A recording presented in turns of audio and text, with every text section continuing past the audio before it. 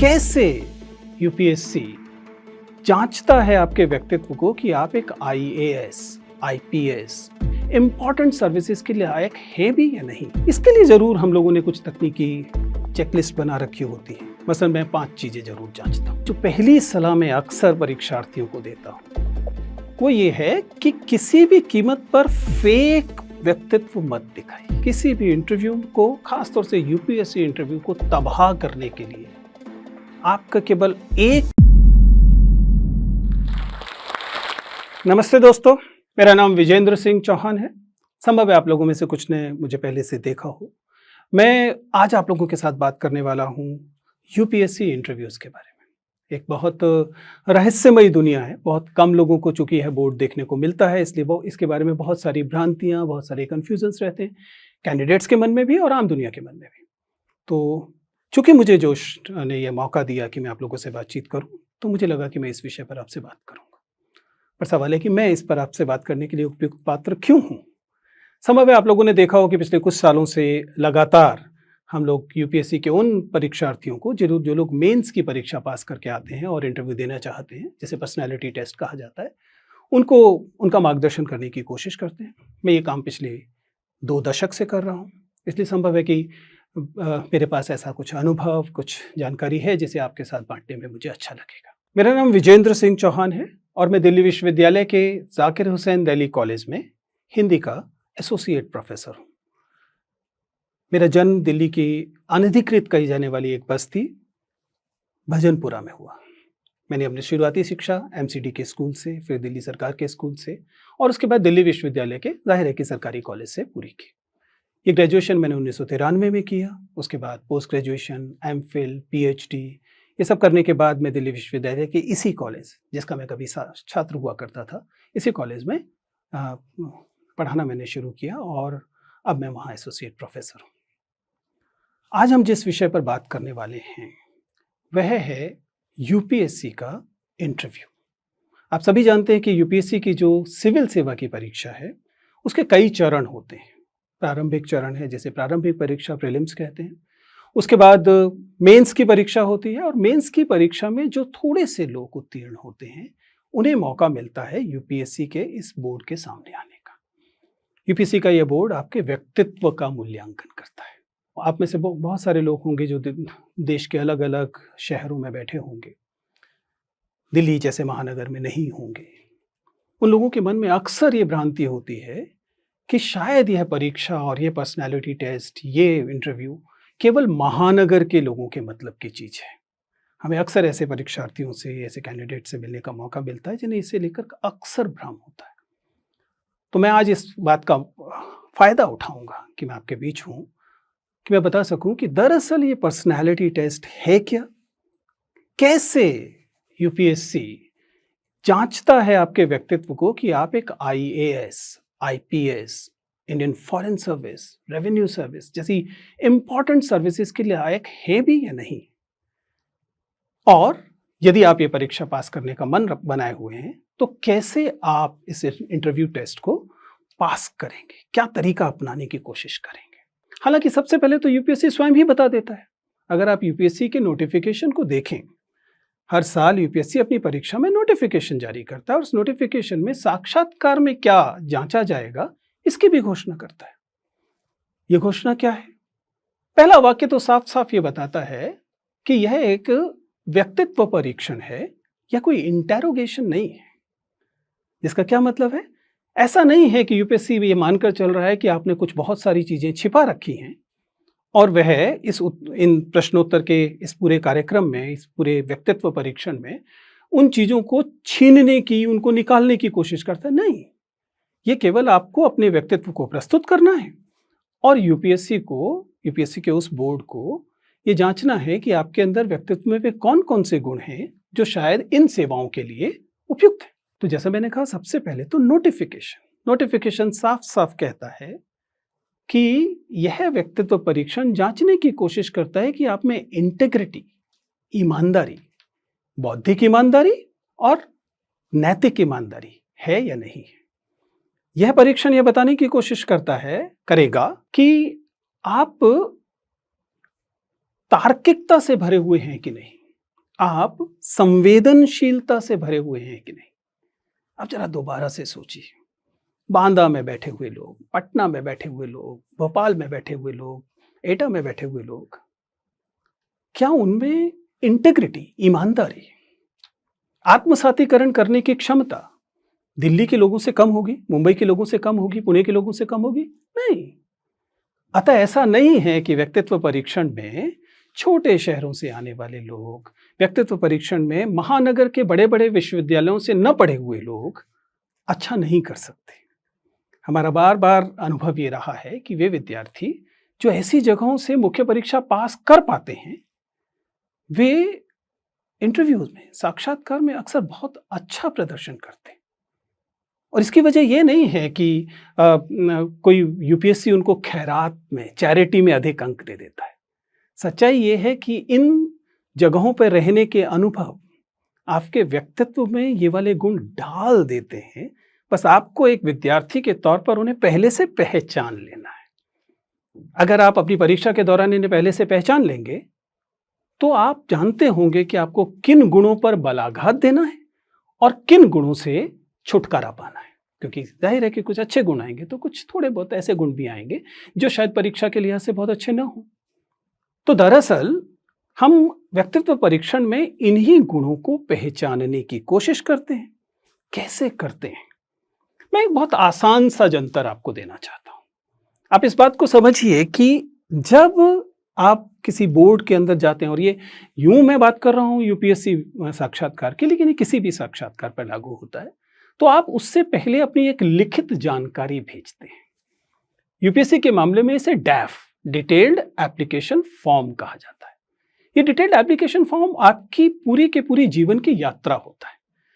इसमें आपको लिखना होता है कि आपका जन्म कहाँ हुआ। जैसे मैंने बताया कि मेरा जन्म दिल्ली की एक अनधिकृत बस्ती में हुआ। आपको बताना होता है कि आपकी मातृभाषा क्या है, आपने पढ़ाई कहाँ से की है, आपने कौन से पुरस्कार जीते थे, आप कौन सी क्लास में मॉनिटर थे, आपका कौन सा शौक है, आपके पिता क्या करते हैं, आपकी माताजी क्या करती हैं। आपके पूरे व्यक्तित्व का एक कच्चा चिट्ठा होता है। हालांकि ये आप ही की घोषणा होती है।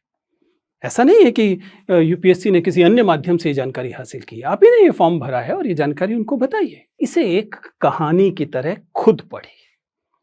अपना खुद का एक डिटेल्ड एप्लीकेशन फॉर्म बनाइए कागज पर, और फिर देखिए कि उस कहानी में आप जो मुख्य पात्र हैं, हीरो हैं, उसके व्यक्तित्व के कौन से हिस्से उभर कर आ रहे हैं, और उन उभर के आए हुए जो हिस्से हैं वही आपके जीवन के वे मोड़ हैं जिन्हें हम बोर्ड में बैठकर या यूपीएससी का बोर्ड पहचानता है और उसके आधार पर यह अनुमान लगाता है कि आपका व्यक्तित्व कैसा है। मसलन मैंने अगर लिखा कि मैं दिल्ली की अनधिकृत बस्ती में पैदा हुआ, तो अगर मेरा डिटेल्ड एप्लीकेशन फॉर्म किसी समझदार व्यक्ति के सामने है तो वो इसे देखकर जानना चाहेगा कि दिल्ली की अनधिकृत बस्तियों के बारे में जानकारी मुझे है भी या नहीं। दिल्ली की अनधिकृत बस्तियों में सीवेज डिस्पोजल कैसे होता है। ये सवाल आपको अगर मान लीजिए यूपीएससी के बोर्ड में पूछा जाए तो आपको अचानक हवा से टपका हुआ सवाल लगेगा, लेकिन दरअसल है नहीं, क्योंकि ये उसी आवेदन पत्र से निकल रहा है जिसमें मैंने घोषणा की है कि मैं दिल्ली की अनधिकृत बस्ती में पैदा हुआ, वहां बढ़ा। बस यही तो करना होता है। अब सवाल है कि परीक्षार्थी इसमें क्या करे। वो अपने पैदा होने की जगह नहीं बदल सकता, उसे बदलने की जरूरत भी नहीं, क्योंकि जैसा मैंने कहा, आपके जीवन के चाहे कोई भी अनुभव क्यों ना हो, वे तमाम अनुभव आपके व्यक्तित्व में कंट्रीब्यूट करते हैं, आपके व्यक्तित्व में शामिल होते हैं। यदि कोई एक ऐसा व्यक्ति है जिसका जन्म, जिसे हम कहते हैं विद द सिल्वर स्पून हुआ, जिसने शुरुआत से ही गोल्फ खेला, बिलियर्ड्स खेला, ठीक है, कोई बुराई नहीं है गोल्फ खेलने में, बिलियर्ड्स खेलने में, उसने उसके व्यक्तित्व में वो चीजें जुड़ी। लेकिन आपने अगर गुल्ली डंडा खेला तो गुल्ली डंडा ने भी तो आपके जीवन में कुछ जोड़ा होगा। और यही दरअसल हम यूपीएससी बोर्ड में जानने की कोशिश करते हैं। ये एक के बेहतर और दूसरे के कम बेहतर होने का परीक्षण है ही नहीं। ये तो आपके व्यक्तित्व में जो ईमानदारी से आपने कहा है, उस ईमानदारी की जांच पर है जो यहां की जाती है। इसलिए जो पहली सलाह मैं अक्सर परीक्षार्थियों को देता हूं वो ये है कि किसी भी कीमत पर फेक व्यक्तित्व मत दिखाइए, नकली घोषणाएं मत कीजिए। दूसरा, अपने जीवन के, अपने व्यक्तित्व को ढकिए मत। Let the board peep into your personality. Board को अपने व्यक्तित्व में झांकने का मौका दीजिए, क्योंकि आपके व्यक्तित्व में ऐसा कुछ नहीं है जिसके लिए आपको शर्मिंदा होने की जरूरत है। चाहे आप 10वीं क्लास में फेल हो गए थे, चाहे आपके पिताजी किसी खोमचे वाला कार्य करते हैं, चाहे आपकी माताजी घरेलू महिला हैं और वह बाहर कामकाज नहीं करती, इनमें से कुछ भी शर्मिंदगी से भरा हुआ नहीं है। और इस सब ने आपके व्यक्तित्व में अपनी हिस्सेदारी की है, बढ़ाया है। पर्सनालिटी टेस्ट इन्हीं चीजों की जांच है। तो पहला सूत्र यह है कि अपनी पर्सनालिटी को नकली मत बनाइए, जो है उसे ईमानदारी से सामने रखिए। अब अगला सवाल यह है कि सामान्यतः उस तनाव की सेटिंग में, जब आप एक बड़े से कमरे में भेज दिए गए हैं और आपके सामने बैठा हुआ व्यक्ति ऐसा व्यक्ति है जिसकी उम्र 60-65 साल है, जिसने अपने पूरा करियर एक बड़े अधिकारी के तौर पर या एक पुलिस अधिकारी के तौर पर या एक सेना अधिकारी के तौर पर या एक एकेडमिक व्यक्ति के तौर पर बिता लिया है, उसकी ध्यान से देखती आंखों से आप परेशान न हो, तनाव में न आ जाएं, एक खुशमिजाज, एक अच्छे, तार्किक, संवेदनशील व्यक्ति की तरह अपने आप को दिखा पाएं, इसके लिए आपको क्या करना चाहिए? मेरी सलाह बहुत साधारण है। मैं आपसे इस समय बात कर रहा हूं। आपसे बात करते समय मैं भी चिल्ला सकता था, चीख सकता था। बहुत बार विद्यार्थियों को ये लगता है कि एक्सट्रोवर्ट होना, बहुत खुलकर बोलना, आपके व्यक्तित्व का बहुत शानदार गुण है। सच्चाई ये है कि ना तो एक्सट्रोवर्ट होना, ना ही इंट्रोवर्ट होना व्यक्तित्व का अच्छा या बुरा गुण है। ये दोनों महत्वपूर्ण गुण हैं। तो ये मजबूरी है, साक्षात्कारकर्ताओं की मजबूरी है कि उन्हें भाषा में बात करनी पड़ती है। अगर उनके पास ऐसा कोई तरीका हो जो बिना बात किए आपके व्यक्तित्व के बारे में पता लगा सकें, तो वो शायद आपसे बात ही ना करें। अगर कल को ऐसी कोई मशीन आ जाए जो आपको स्कैन करे और पता लग जाए कि आपका व्यक्तित्व क्या है, तो किसी इंटरव्यूअर की जरूरत ही नहीं। लेकिन चूंकि अब ये वैसी मशीन नहीं है, इसलिए हमारे पास एकमात्र तरीका बात करने का है। तो हम जो सिखाने की कोशिश करते हैं और जो आपको सीखना चाहिए एक कैंडिडेट के तौर पर, कि जब आप बोर्ड के सामने जाएं तो आप बोलने या गैर वाचिक संप्रेषण 2 तरह का होता है। एक वाचिक संप्रेषण, बोलने वाला, आप कैसे बोलते हैं, और दूसरा गैर वाचिक संप्रेषण, आपकी आंखें क्या बोलती हैं, आपके हाथ क्या बोलते हैं, पूरा जिसे आप बॉडी लैंग्वेज कह सकते हैं, उससे आप क्या संप्रेषित करते हैं। आपको इसका भी ध्यान रखना पड़ता है। लेकिन सवाल है कि एक इंटरव्यू बोर्ड के सामने आप अपने आप को ऐसे कैसे पेश करें जिससे यह लगे कि आपके व्यक्तित्व में जो गुण हैं वो अधिकारी बनने के रास्ते में बाधा नहीं। इसके लिए जरूर हम लोगों ने कुछ तकनीकी चेकलिस्ट बना रखी होती है। मसलन मैं 5 चीजें जरूर जांचता हूँ। मैं बात करता हूँ पोस्चर की, यानी कि आप कैसे बैठे हैं, सिटिंग पोस्चर। मैं बात करता हूँ वर्बल कम्युनिकेशन की, वॉइस की, यानी कि आप कैसे बोल रहे हैं, आपकी आवाज़ बहुत ऊंची तो नहीं है या बहुत नीची तो नहीं। ध्यान रखिएगा, ये सारी चीज़ें संयोगवश नहीं होती। एंजाइटी आपकी आवाज़ को बढ़ा देती है। आप तेज बोल रहे हैं, ये आपके आत्मविश्वास का लक्षण नहीं है, ये आपके डरे होने का लक्षण है। और हम इस बात को बहुत आसानी से, कोई भी जो इतने सालों से, मैंने बताया कि बहुत वरिष्ठ अधिकारी हैं, बहुत अनुभवी व्यक्ति हैं, उधर बैठकर आपकी आवाज़ की शुरुआती 2 मिनट में जान चुके हैं कि आप कितने नर्वस हैं, और उसके लिए बहुत अधिक परिश्रम करने की आवश्यकता नहीं है। खैर, तो वॉइस लेवल यानी वर्बल कम्युनिकेशन, जिसमें कि गति और आवाज़ की का जो वॉल्यूम है, दोनों को देखा जाता है। इसके अलावा आई कांटेक्ट, सबसे खूबसूरत चीज मानव संप्रेषण में यदि कुछ है तो आपकी नजरें। अगर आप में आत्मविश्वास है, अगर आप ईमानदार हैं, तो आप बात करने वाले व्यक्ति की आंखों में देखते हैं।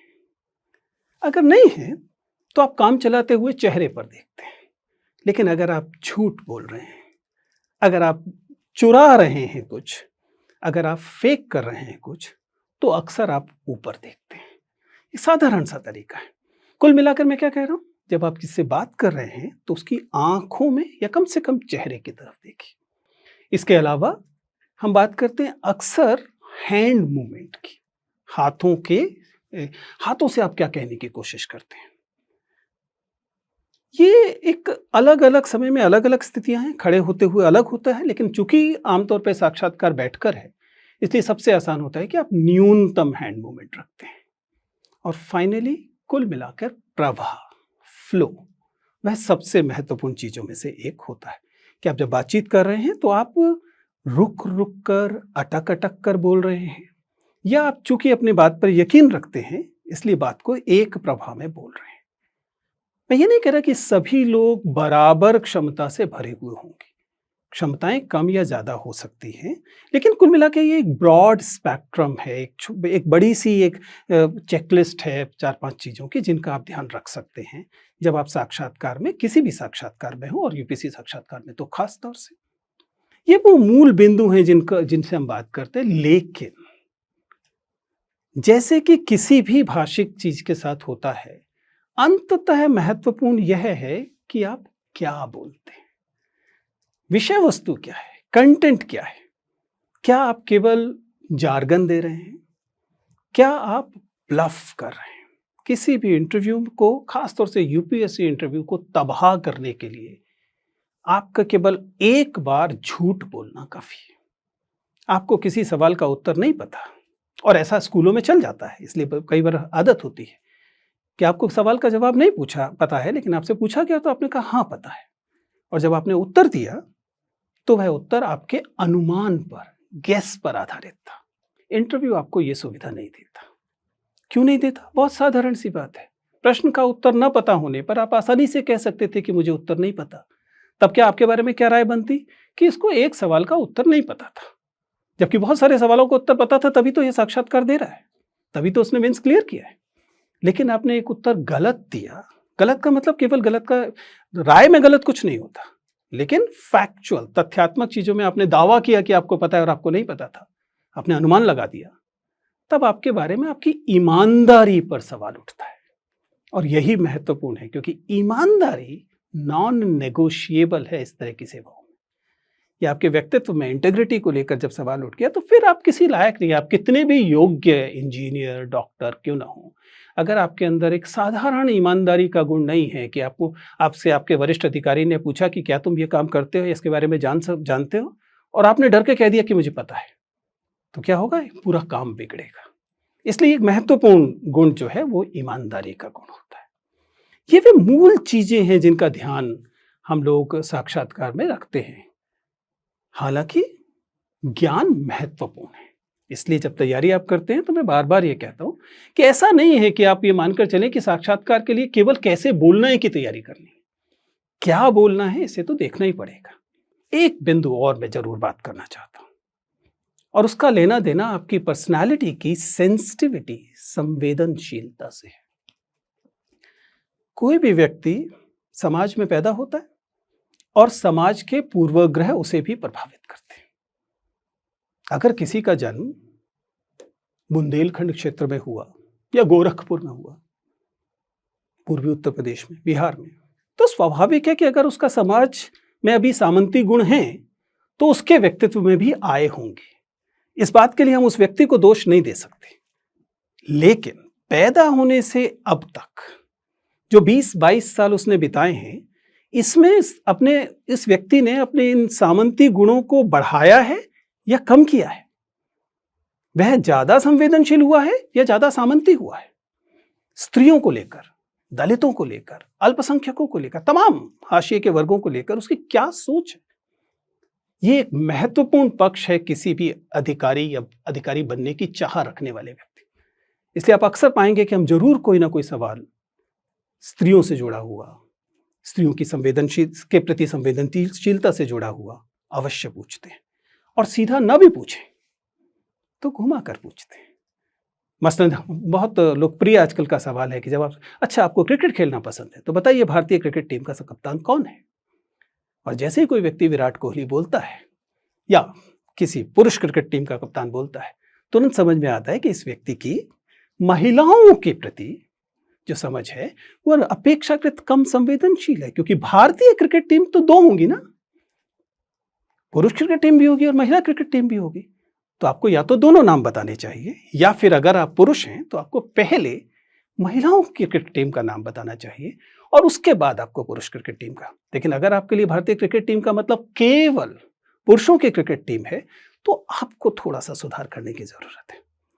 ये कोई सजा नहीं है, ये आपकी आलोचना भी नहीं है, लेकिन ये केवल सुझाव है कि जब आप अपनी जिंदगी को जी रहे हैं तो अपने आसपास उन संवेदनशीलताओं को बढ़ाएं। ऐसा ही एक छोटा सा बिंदु है जो मैंने कहा था, पोस्चर, सिटिंग पोस्चर। आप में से कई सारे लोगों ने मैनस्प्लेनिंग और मैनस्प्रेडिंग शब्द सुना होगा। मैनस्प्रेडिंग का क्या मतलब होता है? मैनस्प्रेडिंग का मतलब होता है कि हम पुरुष जब किसी भी सार्वजनिक स्थल पर बैठते हैं तो बैठते समय अपनी टांगे चौड़ी कर कर बैठते हैं। क्यों? क्योंकि दरअसल हमें लगता है कि ये दुनिया तो हमारी ही है, पुरुष जो ठहरे। इसलिए हम जितना हमारा एंटाइटल्ड स्पेस है उससे कुछ ज्यादा घेरते हैं। इसके ठीक विपरीत महिलाओं को हमेशा सिकुड़ने की ट्रेनिंग मिलती है, इसलिए वे जितना उनका एंटाइटल्ड स्पेस है उससे थोड़ा कम लेती है।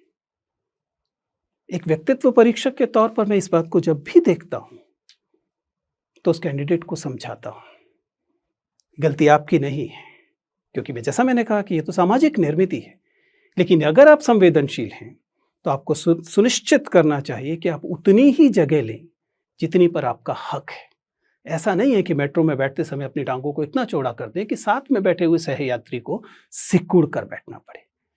ये रूपक में भी कही जा रही बात और भौतिक तौर पर भी की जा रही है। मेटाफोरिकली भी ये बात सच है कि हमें जितना मिलना चाहिए हम उससे ज्यादा घेरते हैं, सिर्फ इसलिए कि हम पुरुष हैं। तो व्यक्तित्व का यह वाला हिस्सा भी हम कभी कभी जांचने की कोशिश करते हैं, बल्कि किसी ना किसी पक्ष को लेकर तो हमेशा करते हैं। अब बस आखिरी चरण, और वो यह है कि क्या आपको इंटरव्यू की तैयारी करते समय, आप स्टेट की सर्विस में आना चाहते हैं, या आप यूनियन पब्लिक सर्विस कमीशन में आना चाहते हैं, या फिर आप फॉरेस्ट सर्विस ऑफिसर बनना चाहते हैं, आपको इंटरव्यू की तैयारी कब शुरू करनी चाहिए? हालांकि इसका उत्तर मैं पहले दे चुका हूं।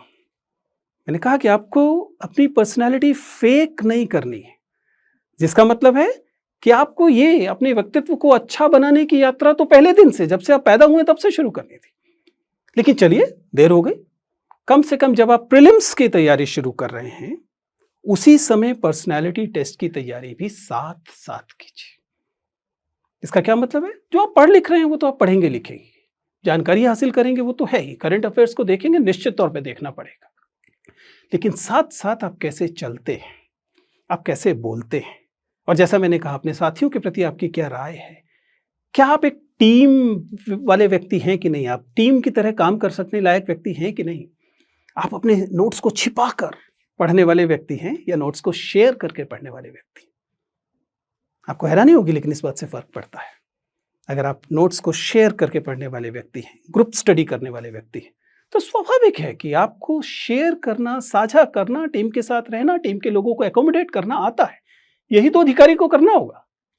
और अगर आप अपने नोट्स को छिपा छिपा कर, अपने दोस्त से, सबसे क्लोज फ्रेंड से भी बचाकर पढ़ने वाले व्यक्ति हैं, हो सकता है प्रीलिम्स मेंस में एक नंबर फालतू ले भी आए, लेकिन पर्सनालिटी के लिहाज से शायद उतनी अच्छी स्थिति नहीं है। तो कुल मिलाकर आज की तमाम बातचीत में हमने जो बताया है या बताने की कोशिश की है वो केवल ये है कि सच्चा व्यक्तित्व रखिए, और सच्चा व्यक्तित्व सबसे अच्छा व्यक्तित्व है। Thank you. क्या आप इंग्लिश में फ्लुएंटली बात करना चाहते हो? ठीक है, तो हम आपके लिए ये प्रोसेस बहुत इजी करने वाले हैं। जी हाँ, ध्यान से सुनो। कैसा रहेगा अगर हम आपको एक ऐसा प्लेटफॉर्म दें जहाँ पे देश के कोने कोने से लोग आ रहे हैं, एक ही जगह पे इंग्लिश प्रैक्टिस कर रहे हैं। अगर आपको लगता है कि ये बेहतरीन तरीका है तो जोश स्किल्स ऐप पर अभी जाओ, वहाँ पे अपने इंटरनेट वाले ग्रुप फ्रेंड्स के साथ चैट करो, गेम्स खेलो और अपनी इंग्लिश को इम्प्रूव करो। तो ज़्यादा वेट मत करो, चलो जोश स्किल्स ऐप डाउनलोड करो।